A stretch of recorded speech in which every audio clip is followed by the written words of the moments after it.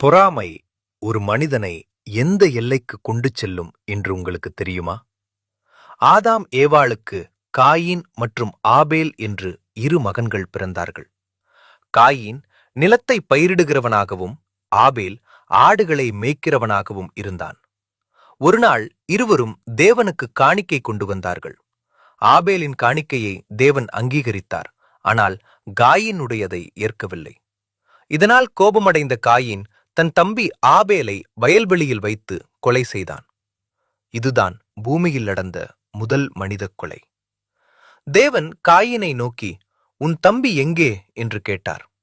அவன் செய்த பாவத்திற்காக தேவன் அவனை தண்டித்தாலும் அவனை கொல்லாதபடி ஒரு அடையாளமிட்டு பாதுகாத்தார். நம்முடைய கோபமும் பொறாமையும் நம்மை பாவத்திற்குள் தள்ளாமல் காத்துக்கொள்ள வேண்டும். பாவம் வாசற்படியில் படுத்திருக்கும், அதை நாம் தான் ஆள வேண்டும்.